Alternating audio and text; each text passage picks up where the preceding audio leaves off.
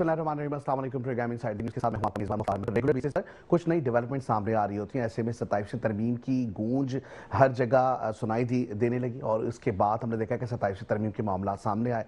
27वीं तरमीम जो है वो 2/3 अक्सरत के साथ मंजूर भी करी गई। ऐसे में दूसरी जानिब हम देख रहे हैं कि 28वीं तरमीम की गूंज है। ये तमाम तर सूरत हाल के बाद हम देख रहे हैं कि सियासी हलकों में इस वक्त जहां देख रहे हैं कि एक दूसरे पे इल्ज़ाम तराशी का बाजार गर्म है, वहीं इख्तियारात के मामलात भी सामने आ रहे हैं। ऐसे में 27वीं तरमीम का जो मामला है, वज़ीर सेहत मुस्तफ़ा कमाल की जानिब से भी बयान आया है और पीपल्स पार्टी को सिंध में सूबे बनने से मुतालिक खबरदार भी किया। कहते हैं कि पीपल्स पार्टी ने बल्दियाती निज़ाम से मुतालिक पर बात ना की तो 18वीं तरमीम भी जो है वो हम ख़त्म कर देंगे। सिंध में सूबे में जो भी बनेगा आने वाले महीनों में बल्दियाती निज़ाम से मुतालिक तरमीम भी आएगी। तो ये तमाम तर सूरत हाल सामने नजर आए। वहीं दूसरी जानिब पीपल्स पार्टी से वज़ीर इत्तला शर्जील इनाम मेमन का भी बड़ा बयान सामने आया। वो कहते हैं कि सूबा सिंध कोई केक नहीं है कि हम पीसेस बनाएं और किसी को भी दे दें। दूसरी जानिब इसके साथ साथ हम देख रहे हैं कि इस चहमगोइयों के साथ साथ फिर MQM की जमात के ऊपर MQM पाकिस्तान के जो मामलात अंदरूनी मामलात हैं, जहाँ पर हम देखते हैं कि जी एक जानिब जो डॉक्टर हैं उनकी जानिब से भी बड़े बयान आ रहे होते हैं। मुस्तफ़ा कमाल साहब ने इस वक्त खुले अल्फाज में कहा कि जी पूरी जमात एक है, किसी किस्म की कोई मामलात हमारे एक दूसरे से अलग नहीं है, किसी को भी पार्टी का जो है वो सरबरा बनने की इतनी ख्वाहिश नहीं है। तो ये सिर्फ मामलात ऐसे नहीं है कि जी सूबे की तकसीम के मामलात हो। 27वीं तरमीम के बाद जब 28वीं तरमीम आ रही है तो ऐसे में सबसे इंपॉर्टेंट चीज़ ये है कि आवाम को रिलीफ किस तरीके से दिया जाएगा। ऐसे में इस वक्त हमें ज्वाइन कर चुके हैं डॉक्टर राजा काशिफ जंजुआ हमारे साथ मौजूद हैं, तज्ज़ियाकार हैं। वेलकम करेंगे अपने प्रोग्राम में। अस्सलाम वालेकुम सर। वालेकुम सलाम। काशिफ साहब, सबसे पहले तो हम ये देख रहे हैं कि 27वीं तरमीम के मामलात है और अब 28वीं तरमीम के मामलात सामने आ रहे हैं। डेफिनेटली अभी तक कोई मुसव्विदा, कोई मुजवज़ा सामने नज़र नहीं आया, कोई फ्रेमवर्क हमें नज़र नहीं आया। लेकिन जो सूबों की तकसीम की मामलात पे अब से चहमागोइयाँ हो रही हैं और उसके साथ साथ जो इस वक्त इल्ज़ाम तराशी हो रही है, ऐसे में आम आवाम को आप क्या समझते हैं? अगर कोई तकसीम के मामलात हो जाते हैं या 28वीं तरमीम हो जाती है तो क्या आम आवाम को रिलीफ मिलेगा इससे? जी बहुत शुक्रिया। बुनियादी बात यह है कि एक आम आदमी को जो चीज़ें चाहिए वो रियासत की जिम्मेदारी है वो सारा कुछ फराहम करे। लेकिन मसला ये आ रहा है कि जिस मुल्क के बराबर में अफगानिस्तान जैसा मुल्क हो, जिसको हम मुल्क भी नहीं समझते, अफगानिस्तान को मुल्क का स्टेटस भी ये कोई 100 साल पहले ही मिला होगा, जो एक आज़ादी और एक प्रॉपर अंग्रेज ने उनको ज़्यादा दे दी कि भाई ये ले लो और ऑर्गेनाइज कर लो अपने आप को, तो हुआ। लेकिन हमारे पास तो ये हालात हैं कि हमारा पहला वजीर आजम एक अफगानी सैयद अकबर के हाथों कत्ल कर दिया जाता है, उसके बाद बेनज़ीर के साहिबा के साथ होता है। हमारे तो इंटरनल मामलात कहाँ ठीक हैं, मुझे बताएं। हमारे जो बुनियादी तौर पे अफगानिस्तान के साथ बॉर्डर को हमें सख्त करना चाहिए, अफगानियों को वापस भेजना चाहिए।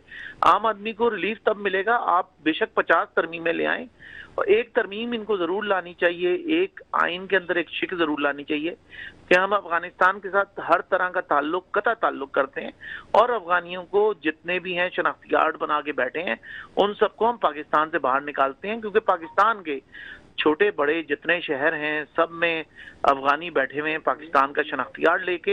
हत्ता कि अगर आप कश्मीर में भी चले जाएं, आपको मुजफ्फराबाद हर जगह पे आपको मिलेंगे अफगानी।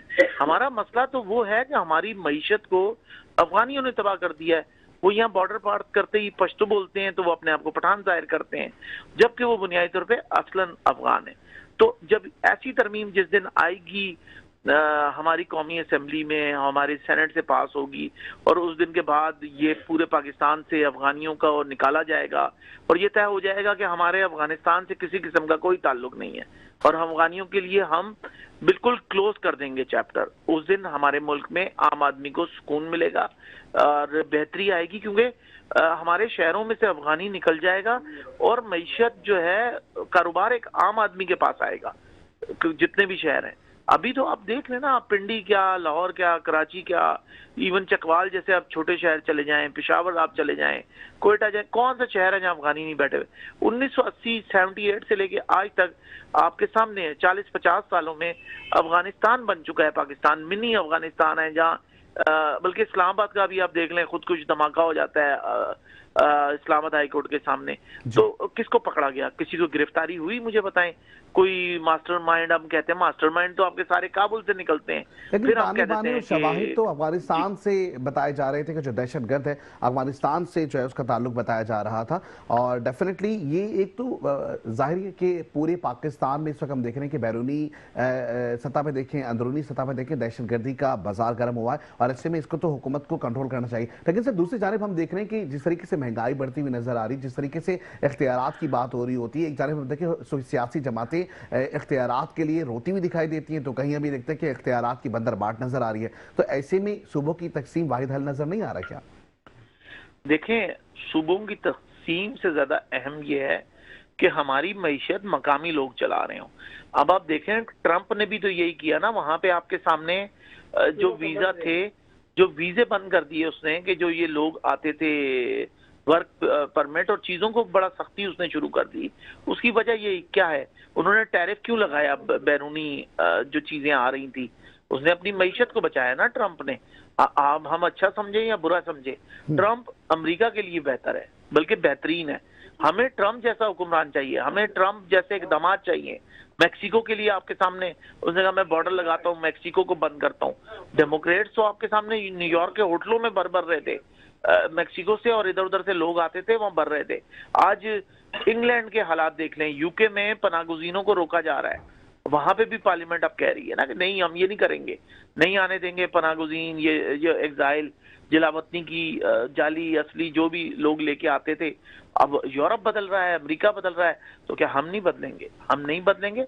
हमारे मसाइल तरमीमें हल नहीं करेंगी। एक ही तरमीम होनी चाहिए अफगानिस्तान के हवाले से हमारी, और अफगानियों को निकालने के हवाले से, और सारी एक जाने तरमीमें तुम ले देख रहे आए। बॉर्डर मैनेजमेंट सिस्टम की आपने बात की, जिस तरीके से बॉर्डर मैनेजमेंट सिस्टम अगर हम देख रहे हैं कि डेफिनेटली इसको कंट्रोल करने के लिए इनखला के मामलात हों, एग्जिट बोर्ड जो गेट्स हैं उसके ऊपर भी मुकम्मल सख्ती होनी चाहिए। ये तमाम तो सूरत हाल है जिसकी वजह से हम देख रहे हैं कि मौशी हब कराची में इस वक्त जो तिजारत के मामलात हैं उसमें भी हमें कहीं ना कहीं एक बड़ी हम कहेंगे कि रेंज में हमें लॉस होता हुआ दिख रहा है, जो कि डेफिनेटली उसका इनडायरेक्टली अगर हम देखें तो वो आवाम के साथ ही जुड़ता हुआ नजर आता है, क्योंकि डेफिनेटली आवाम जो शहर कराची में रहती है उसका ट्रेड के ऊपर जो सबसे ज़्यादा इन्हिसार है।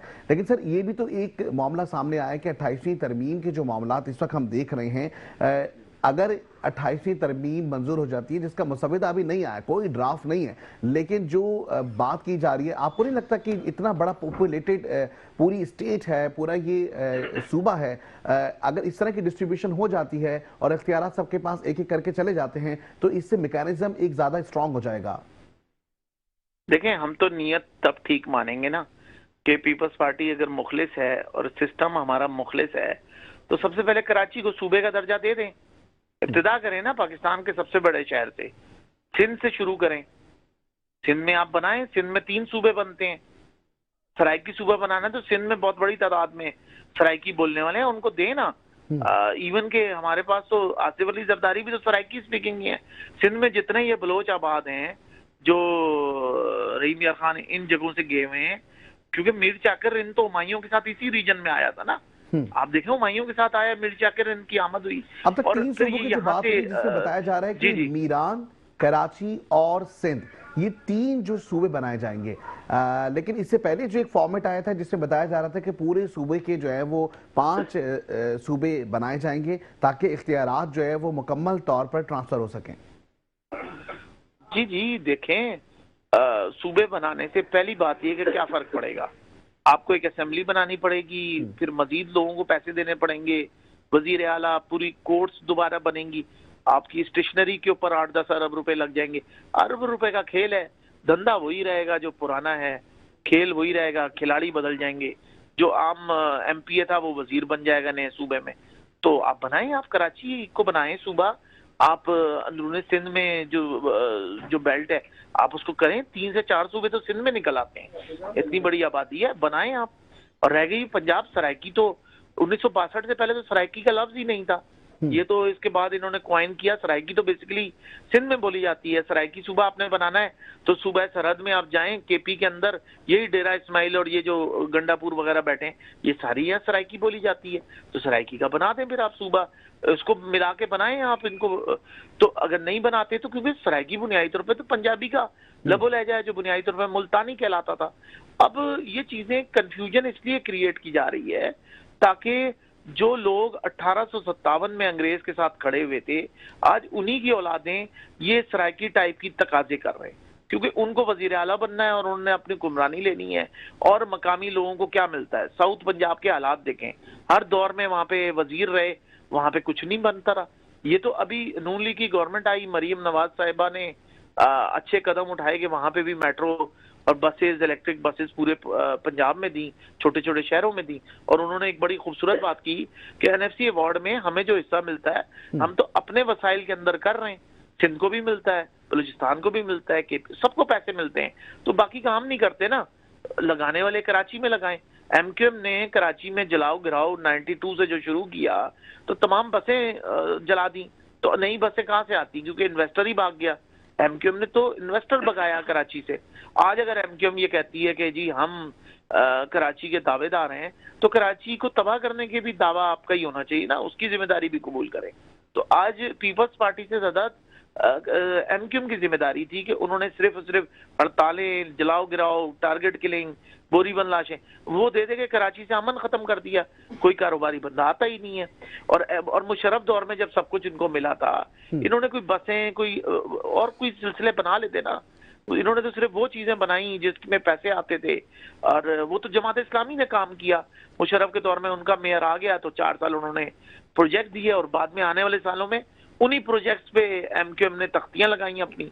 ये भी तो सच बात है ना कि अच्छा, ऐसे में हमने ये भी देखा कि में 2018 में जिस तरीके से साबिक वजीर आजम जो बानी पीटीआई भी हैं, वजीर आजम का एक तो लकब और खिताब तो एक चीज़ होती है, लेकिन उसकी तर्जुमानी के लिए आपको मुख्तलिफ शहरों में आना पड़ता है, अपनी रजिस्ट्रेशन करवानी पड़ती है, मतलब आपको इंडोर्स करना पड़ता है। ऐसे में उन्होंने देखा कि वजीर आजम शहबाज शरीफ का दौरा कराची के लिए किया गया, जहाँ पे उन्होंने रेलवे स्टेशन का बाकायदा तौर पर इफ्तिताह किया है। तो डेफिनेटली हम ये देख रहे हैं कि जब तक कि इस तरह का चेंज नजर नहीं आएगा कि बड़े मंसूबों के लिए वज़ीर आज़म की खुद की जो है वो आमद हो, या खुद का इफ्तिताह हो, या खुद कड़ी नजर हो, या विफाक से जो है वो तमाम तर समझने के मंसूबों के ऊपर नजर रखी जा रही हो, तब तक कि ऐसे ही नहीं कि मामला जो है वो सही सुन पे नजर नहीं आते। क्योंकि विफाक की एक जानिब हम देखें कि अगर वो अच्छे तरीके से नजरसानी करता है, या एनएफसी की बात करें कि एनएफसी में भी अगर डिस्ट्रीब्यूशन अच्छी तरीके से करता है, तो ऐसे में सूबे अच्छे तरीके से चल सकते हैं।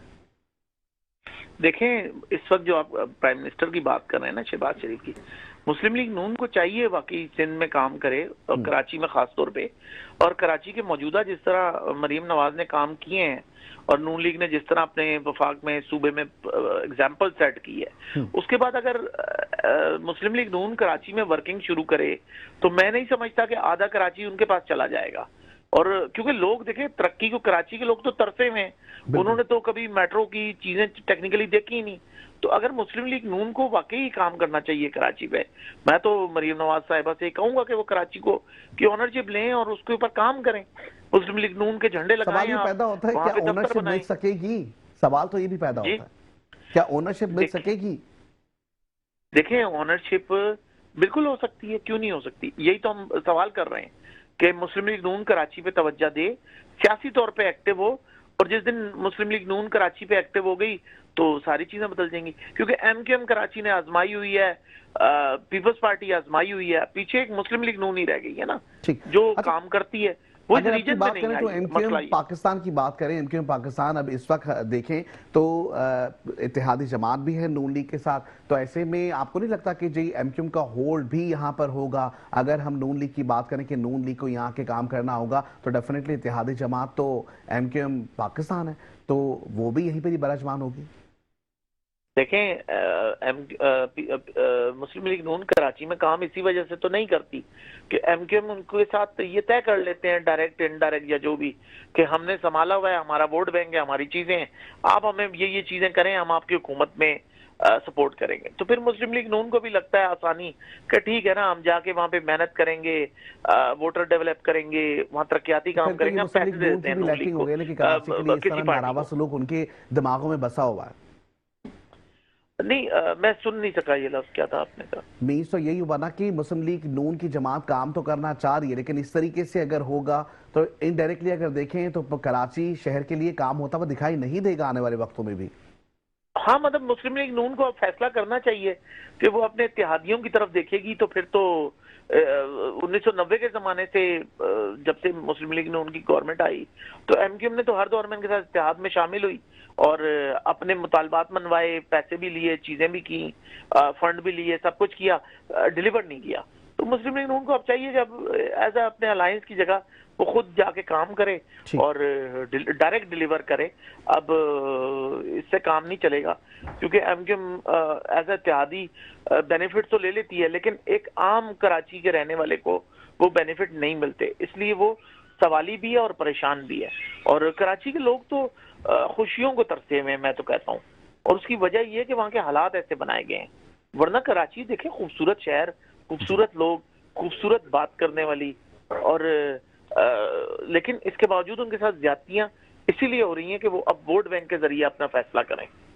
ठीक है। अच्छा, दूसरी तरफ एनएफसी की आपने बात की, जिस तरीके से देखते हैं कि पूरा जो पाकिस्तान है, अगर हब की बात करें और हम अगर बात करें तिजारती हब, तो शहर कराची पूरे पाकिस्तान को पालता हुआ नजर आता है। ऐसे में एनएफसी की जो डिस्ट्रीब्यूशन है, अगर उसमें परसेंटेज रेशियो बढ़ा दी जाए शहरी कराची के लिए, तो आपको नहीं लगता कि इससे भी बेनिफिट मिल सकता है?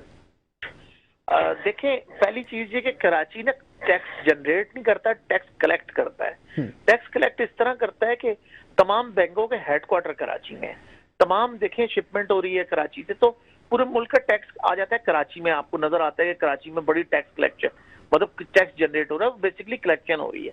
और अगर आप देखा जाए तो उसूलन बैंकों के हेडक्वार्टर तो इस्लामाबाद में होने चाहिए, लेकिन वो नहीं है।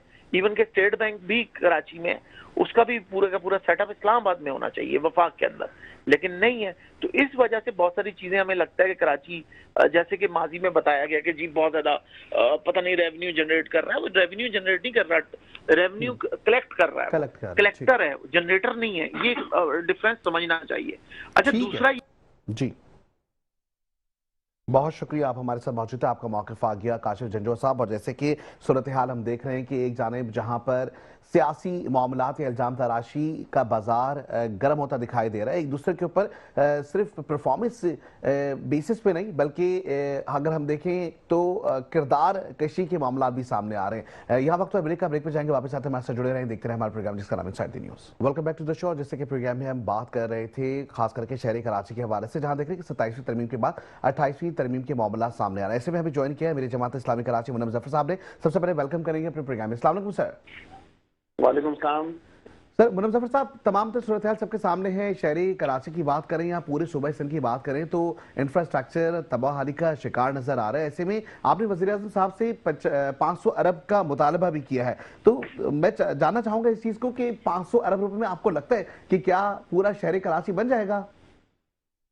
देखिए जी, बात यह है कि हमने तो ये मुतालबा किया है वज़ीर आज़म से कि जिनको इस बात की तौफीक हुई कि वो 6 महीने बाद वो कराची तशरीफ लाए हैं। आखिरी मरतबा 19 मई 2025 को आए थे कराची और आज आए हैं, 6 महीने हो गए हैं। इन 6 महीनों में कराची शहर डूब गया। कराची का इंफ्रास्ट्रक्चर तबाह हाल है, इसकी सड़कें टूटी हुई हैं, पानी मैसर नहीं है। K4 का मंसूबा आपकी जो है वो कहते हैं ना कि रेड टेपिज्म की नजर हो गया आपने 40 अरब की जगह 3.2 अरब रुपए दिए। खुदारा शहर कराची के लोगों पर रहम कीजिए। ये ना कीजिए कि एक शहर जो आपको इतना रेवेन्यू दे रहा है, आफाक को देता है, सूबे को देता है, आप उसको क्या देते हैं?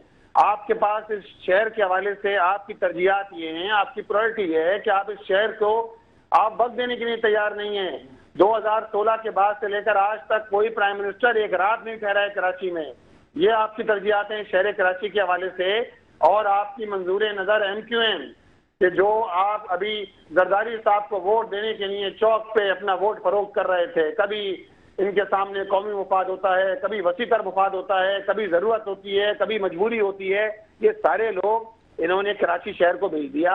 जरदारी साहब को MQM वोट डाल रही है। तो भाई हमारा मुतालबा तो ये है कि शहर कराची की तो ये जो ज़बू हाली है, कराची शहर का जो मसाइल हैं, इन मसाइल के हल के लिए कम अज कम 500 अरब रुपए फेडरल गवर्नमेंट शहर कराची को दे और फौरी तौर पे दे, और कराची शहर के तमाम स्टेक होल्डर्स के साथ मीटिंग की जाए ताकि इसके नतीजे में इस पैसे को सही तौर पे खर्च किया जाए। ये सूबाई हुकूमत के हवाले कर दिया तो ये करप्शन की नजर हो जाएगा।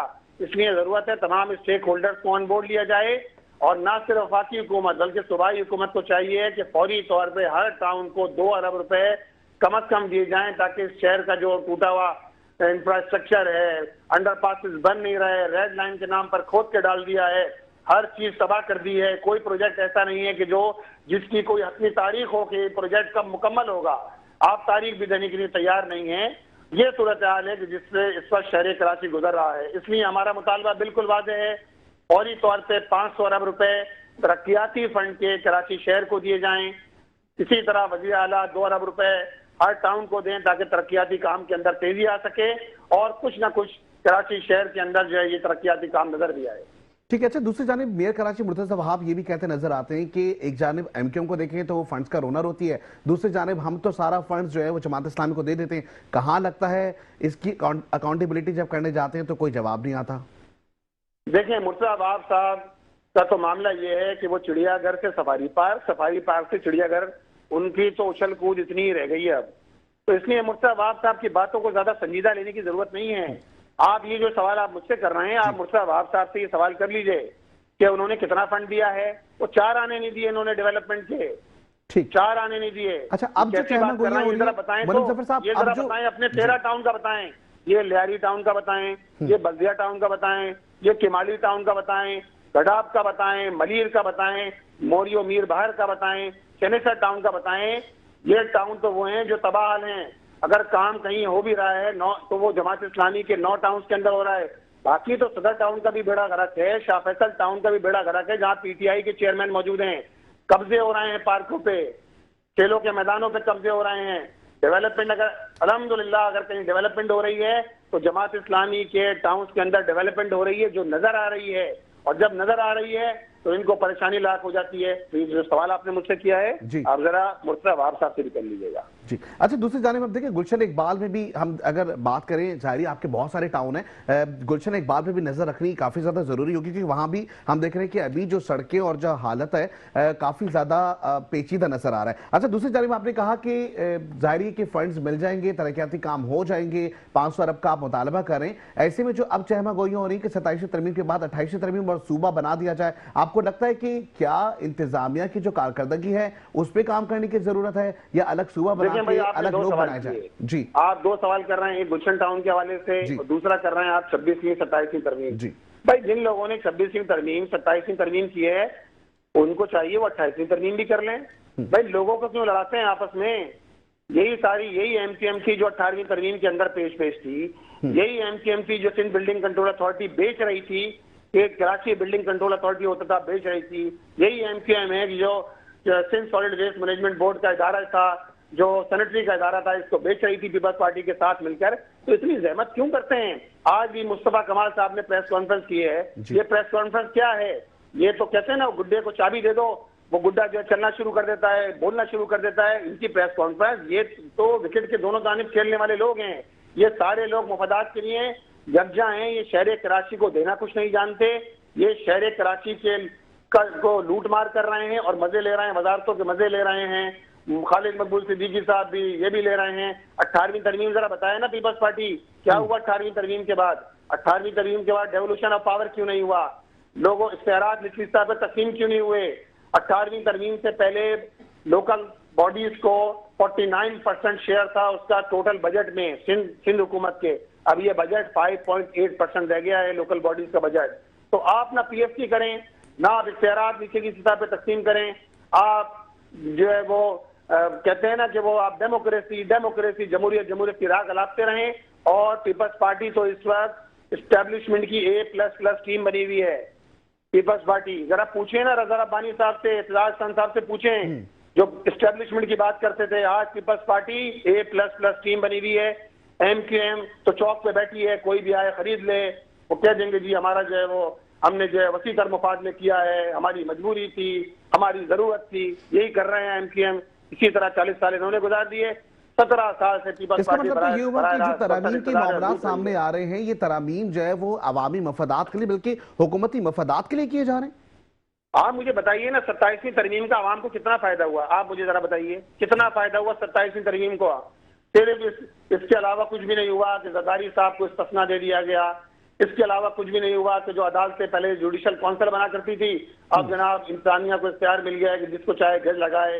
एक वफाकी आईनी अदालत बना दी गई है, एक सुप्रीम कोर्ट होगा, एक वफाकी आईनी अदालत होगी। मतलब एक डुप्लीकेशन है, एक खिलवाड़ है इंसाफ के इदारों के साथ। ये खिलवाड़ कर रहे हैं आप, जो है वो इसी तरह जो है वो चंद लोगों को जो है वो 5 साल की जो इनको एक्सटेंशन मिल जाएगी इसके नतीजे के अंदर। तो आवाम को क्या फायदा हुआ इसके नतीजे में? आवाम को तो चार आने का फायदा नहीं हुआ इसके नतीजे के अंदर। वही महंगाई है, वही बेरोजगारी है, तालीम मैसर नहीं है। एक लाइन इसी तरह की जो है वो तरमीम लेकर आए जिसके अंदर ये कहा गया हो कि 1 साल के अंदर हम जो है वो आइन की दफा 25A के तहत हर बच्चे का हक है कि वो तालीम हासिल करे। पाकिस्तान में अगर 2,62,00,000 बच्चे जो है वो तालीम से दूर हैं, जिनको स्कूल जाना चाहिए था, उसके लिए तो कोई तरमीम लेकर नहीं आते। लेकर आते हैं तो लोगों को जो है वो मनपसंद अपने लोगों को नवाजने के लिए, चंद लोगों को नवाजने के लिए पूरी आइन की ऐसी तैसी कर दी है। लेकिन मोहम्मद मुजफ्फर साहब, अगर 28वीं तरमीम आ जाती है और शहरी कराची के अलग सूबे की हैसियत के तौर पर सामने आ जाता है, तो ऐसे में जो डोमिसाइल के मसाइल हैं, रोजगार के मसाइल हैं, तालीमी जो अखराजात के मसाइल हैं, या तालीम से मुतालिक जो हम देखते हैं कि जी रोजगार नहीं मिल रहा तालीम के मैदानों में भी, या तालीम में जो बच्चे पढ़ रहे हैं, तो इसमें आसानी नहीं होगी कि सूबे अलग अलग हो जाए, भले कैंपसेस बन जाए जिस तरह से अभी बताया ना कि आप बल्दियात को इख्तियारात दें। किधर गई वो MQM जो कहती थी 140A? हम तो ये बात कहते हैं, जमात इस्लामी ने सबसे पहले बात की कि बल्दियात को इख्तियारात दिए जाएं। एक ऐसी जो है वो बल्दिया हो कि जिसके अंदर, जिसे कहते हैं ना सिटी डिस्ट्रिक्ट गवर्नमेंट का निज़ाम हो, जिसके तहत तमाम इदारे हों, जिसके अंदर ट्रैफिक पुलिस भी उसके मातहत हो, पुलिस भी उसके मातहत हो, तालीम भी हो, सेहत भी हो, सारे इदारे उसके मातहत हों। आप वो काम करते नहीं है। एक नया मंजन बेचने पे लगा दिया है एस्टेब्लिशमेंट ने इन लोगों को कि इस वक्त सूबे का मसला है। भाई सूबे का मसला है, जिस तरह आपने 27वीं तरमीम 2/3 मेजोरिटी से करवा ली ना, तो आप करवा लीजिए, ये तरमीम भी करवा लीजिए, 28वीं तरमीम भी करवा लीजिए। लेकिन आप मुझे ये बताइए कि 26वीं और 27वीं तरमीम, जिसमें मिस्टर भी थे, मौलाना भी थे, सब शामिल हो जाते हैं। एक आदमी दिख गया, अच्छा हमें तो पता ही नहीं था ये कैसे चला गया, तो ये सारे लोग शामिल हैं ना, तो करवा ले। क्यों लोगों को लड़ाते हैं भाई? सिंधी को महाजिर से, महाजिर को पठान से, पठान को पंजाबी से, हर एक को लड़ाते रहो, अपना चूरन बेचते रहो। तो भाई ये चूरन बेचना है तो जिस तरह 27वीं तरमीम की है इसी तरह कर लीजिए आप। ठीक है, जिस तरीके से अब जाहिर वक्त भी बड़ा मुख्तसर सा है कि फैसल वाडा साहब ने जब 27वीं तरमीम का मुसवदा भी नहीं आया तो उस वक्त ही उन्होंने ये बात कह दी थी कि 28वीं तरमीम भी हो जाएगी और वो भी पास हो जाएगी। इसका मतलब ये सब कुछ रीराइट है। देखें, ये तो चाहे मुस्तफा कमाल कर रहे हो, चाहे वो फैसल वाडा कर रहे हो, ये तो आंखें बंद करके काम कर, इसीलिए तो इनको लाया गया है फॉर्म। ये फॉर्म 47 के जरिए बरसर इक़्तिदार आने वाली पार्लियामेंट है। ये सूबाई असेंबली में जो लोग बैठे हैं, आपसे क्या ख्याल है कराची के अंदर जो लोग जिनको मुसल्लत कर दिया गया, वो 2,500 हज़ार वोट नहीं मिले, पोलिंग स्टेशन से जीते नहीं, इस काम के लिए तो इनको मुसल्लत किया गया है कि ये सारे लोग वो हैं कि जहाँ का भाई अंगूठा यहाँ लगाना है, अंगूठा यहाँ लगा देंगे। ये रबर स्टैम्प लोग हैं, इसीलिए तो ये सारा काम कर रहे हैं। तो वाउडा साहब कह रहे हैं तो कोई खराब बात नहीं है, ठीक बात कह रहे हैं वो। ठीक है, बहुत शुक्रिया मोहम्मद मुजफ्फर साहब, आपका मौक़िफ़ सामने आ गया। और जैसे कि सिर्फ इख्तियारात ही नहीं बल्कि अगर हम बात करें फंड्स के हवाले से कि डेफिनेटली शहर कराची एक बड़ा अगर देखें तो ज़ाहिर शहर है, और उस शहर के अंदर अगर हम देखें कि मसाइल के साथ साथ पॉपुलेशन बढ़ती दिखाई दे रही, ऐसे में सिर्फ और सिर्फ मसाइल का हल जो है वो इख्तियारात की हद तक नहीं, बल्कि इख्तियारात के साथ साथ मुनज़्ज़म तरीके से इंतज़ामिया को चाहिए कि इसको चलाए और ख़ास करके इस कि फंड्स को तरक्याती कामों पे इस्तेमाल किया जाए। यहाँ वक्त हुआ ब्रेक का, ब्रेक पे जाएंगे, वापस आते हैं हमारे साथ जुड़े रहे, देखते रहे हमारे प्रोग्राम जिसका नाम है इनसाइड द न्यूज़। अस्सलाम वालेकुम ताहा साहब। जी अस्सलाम वालेकुम। हाँ ठीक है, बस हम आ रहे हैं। Welcome back to the show. जैसे कि प्रोग्राम में बात करें 28वीं तरमीम के हवाले से, और ऐसे में इस वक्त हमें ज्वाइन कर चुके हैं ताहा अहमद साहब, MQ पाकिस्तान से आपका ताल्लुक है। वेलकम करेंगे अपने प्रोग्राम में। अस्सलाम वालेकुम सर। वालेकुम अस्सलाम जी। ताहा साहब, तमाम तो सूरत सबके सामने है। इस वक्त मुस्तफ़ा कमाल साहब की भी एक बड़ी कॉन्फ्रेंस सामने आई है सूबों की तकसीम के हवाले से। वही दूसरे जाने हम देखते हैं वज़ीर इत्तला शर्जील इनाम मेमन साहब का भी बड़ा बयान सामने आया। किस तरीके से सर देखते हैं आप? बिल्कुल जी, MQM का एक देरीना मुतालबा है जिसपे MQM काफी अरसे से बात कर रही है, और MQM ये समझती है कि ये पूरे पाकिस्तान के जो मसाइल हैं तमाम सूबों में, उनका अगर कोई सोल्यूशन है तो वो डेवोल्यूशन है। और हम शुक्रगुजार हैं तमाम पाकिस्तान की सीनियर लीडरशिप के जिन्होंने MQM के इस मुतालबे को तस्लीम किया। और जैसे आप लोगों ने देखा कि वज़ीर आज़म साहब ने तो फ्लोर ऑफ द हाउस पे भी कहा कि हम MQM के इस मुतालबे को तस्लीम करते हैं और इसकी सीरियसनेस को समझते हैं। आज तमाम ही पॉलिटिकल पार्टीज ये वाली बात कर रही हैं। जहां तक रही शर्जील इनाम मेमन साहब की प्रेस कॉन्फ्रेंस, तो जाहिर है वो पॉइंट स्कोरिंग और वो जवाब ना दें तो फिर सियासत क्या करेंगे वो लोग। उनके पास कोई कारकर्दगी तो है नहीं बताने के लिए। लेकिन हम तो जी बड़े खुश हैं कि अल्हम्दुलिल्लाह हमारे मुतालबे को हम सुरखरू हुए, पूरे पाकिस्तान ने तस्लीम किया, और इंशाल्लाह जिस तरीके से आपने देखा कि आर्टिकल 140A पंजाब असेंबली में यूनानिमसली पास हुआ है, तो अब एमक्यूएम पाकिस्तान ने सिंध असेंबली में भी ये करारदाद जमा कराई है, और हम समझते हैं कि ये सिंध असेंबली से भी पास होगी, और यही जो है वो तरमीम के जरिए से कॉन्स्टिट्यूशनल और कॉन्स्टिट्यूशनल पावर्स दिए जाएंगे third tier of government which is local government, और यही पाकिस्तान के तमाम मसाइल का हल है। ठीक। अच्छा, दूसरी जानिब इंतजामी यूनिट की अगर बात करें, जहां पर हम देखते हैं कि सूबों को खुद मुख्तार बनाने की बात हो रही है, फंड्स उनको इंतजामिया यूनिट जो है उनको दिए जाएंगे, ऐसे में दूसरी जानिब मुनव्वर जफर साहब भी कहते हैं कि 500 अरब रुपए जो तरक्याती मनसूबों के हैं वो दे दिए जाएं ताकि वो शहर कराची बना दें, और वो ये भी कहते हैं कि अगर ये सारा फंड जो है वो एमक्यूएम की जानिब चला जाता है तो ऐसे में तरक्याती काम होते हुए दिखाई नहीं देंगे। क्या कहेंगे? सबसे इम्पोर्टेंट बात तो ये है कि जो फंड उन्हें ऑलरेडी, देखिए एमक्यूएम पे तो उनको गुमान है ना कि करप्शन करेगी, हमें तो यकीन है कि वो करप्शन कर चुके हैं। हम ये कहते हैं कि जो फंड ऑलरेडी उनको मिल चुके हैं पहले उनका ऑडिट करें, उनका हिसाब दें। वो पैसे जो सुई गैस ने रोड कटिंग की मद में दिए थे कि जो पैसे हैं वो उन्होंने जो दिए थे रोड कटिंग की मद में, और बाकी जो पैसे हैं जिसको हम समझते हैं कि उन्हें देना चाहिए और लोगों के लिए काम करना चाहिए, जो पैसा उनको ऑलरेडी मिला है उसका हिसाब कौन देगा, और जो पैसा वो खर्च कर चुके हैं उसका हिसाब कौन देगा। जो हाँ उनके टाउन चेयरमैन हैं वहां तो एक अच्छा खासा पैसा मिला है ना उन लोगों को। ठीक। अच्छा, दूसरी जानिब जो वजीर इत्तलात सरजील इनाम इमन साहब का बयान सामने, जिसमें उन्होंने कहा कि एमक्यूएम की मुर्दा सियासत एक बार फिर जिंदा करने की कोशिश की गई है, नई सूबे की बात मुर्दा सियासत को जिंदा करने के लिए की गई है, तो सर इस पॉइंट को किस तरीके से देखते हैं? अच्छा, हम कहते हैं कि वो जितनी भी कोशिश कर लें वो वजीर आला नहीं बनने वाले, इससे ज्यादा कुछ भी नहीं कहेंगे। ठीक है। अच्छा, ये भी मुझे बताइएगा कि डेफिनेटली अब एक जानिब हम ये देखते हैं कि जी जहां पे नून लीग, मुस्लिम लीग नून की अगर बात करें, डेफिनेटली आपकी इत्तेहादी जमात भी है, ऐसे में इस वक्त जो इख्तियारात की बात है या जिस तरीके से शहर कराची की इंफ्रास्ट्रक्चर की बात है, आपको नहीं लगता कि जी जो वज़ीर आला पंजाब जिस तरह काम कर रही है तो उस तरह की कैटेगरी की कोई शख्सियत यहाँ पे भी लाई जाए? बिल्कुल, पंजाब में एक अच्छा काम हो रहा है, एक अच्छी तरीके से काम हो रहा है। हम समझते हैं कि सिंध में और चारों सूबों में, बाकी बकिया जो 3 सूबे हैं उसमें भी उसी तरह का काम होना चाहिए। और यहाँ सिंध की अगर हम बात करें तो मसाइल बहुत ज्यादा हैं। यहाँ जो कोई एक महकमा ऐसा नहीं है जिसकी कारकर्दगी पे बात की जा सके और बताया जा सके। इवन पीपुल्स पार्टी के कोई लोग इल्जाम बराए इल्जाम तो लगा सकते, तनकीद बराए तनकीद तो कर सकते हैं, लेकिन कभी भी उनके पास कोई ऐसा कॉन्क्रीट बात बताने के लिए नहीं है जिसपे वो बताए कि हम 17 साल में एक मॉडल टाउन, एक मॉडल यूसी, एक मॉडल मोहल्ला बना चुके हैं। ठीक है। अच्छा, 28वीं तरमीम की जो बात हो रही है, अगर 28वीं तरमीम के मामलात हल हो जाते हैं या हम देखते हैं कि ये एक्सेप्ट हो जाती है, तो ऐसे में क्या आम आवाम को भरपूर तरीके से रिलीफ मिलेगा? 100% पूरे पाकिस्तान की आवाम को रिलीफ मिलेगा, और लोगों के जो मसाइल हैं उनको हल करने का इख्तियारात उनके नुमाइंदगान के पास होंगे, और लोगों के मसाइल उनके डोर स्टेप पे हल होंगे। ठीक है। अच्छा, दूसरी जानब ये भी देखा गया कि जब 27वीं तरमीम की बात हुई, मुसवदे से पहले डेफिनेटली हलचल शुरू हो जाती है सियासी हलकों में, इसी तरीके से 28वीं तरमीम के लिए भी अब यही मामलात हैं। लेकिन फैसल वाडा साहब ने पहले ही कह दिया कि 27 के बाद 28वीं तरमीम भी आने वाली है जो कि मंजूर हो जाएगी, तो वो इतना क्लियरली इस बात को जो है वो कह रहे हैं, तो क्या ये तमाम चीजें जो है पहले से रीराइट है? देखिए, हमारे पास तो अभी तक ऐसा कोई ड्राफ्ट आया नहीं है, और फैसल वाडा साहब जो कह रहे हैं उसका जवाब तो फैसल वाडा साहब बेहतर दे सकते हैं। मेरी पार्टी की जो डिमांड है वो हमने बता दी, और हमने बता दिया कि इस पर कोई कॉम्प्रोमाइज करेंगे नहीं है। ठीक। अच्छा, अगर 28वीं तरमीम हो जाती है, जो डोमिसाइल की मसाइल हैं, रोजगार के मसाइल हैं, तालीमी इंफ्रास्ट्रक्चर या तालीम के मैदानों के जो मसाइल हैं, आपको लगता है कि अगर से 28वीं तरमीम का जो मसवदा है या इसके ऊपर अग्रीमेंट हो जाता है, तमाम जमातें मुतफ़िक़ा तौर पर राजी हो जाती हैं, तो ऐसे में जो निज़ाम है वो बहुत अच्छे तरीके से चल सकेगा, खास करके रोजगार के हवाले से और तालीम के हवाले से जाता है, और ये 148 पे अमल दरामद करा दिया जाता है, और डेवोल्यूशन ऑफ पावर प्रॉपरली हो जाती है बनिस्बत इसके जो अकोमोलेशन ऑफ पावर चारों सूबों में चल रही है, तो हम समझते हैं कि पाकिस्तान को एक बहुत बड़ा रिलीफ मिलेगा।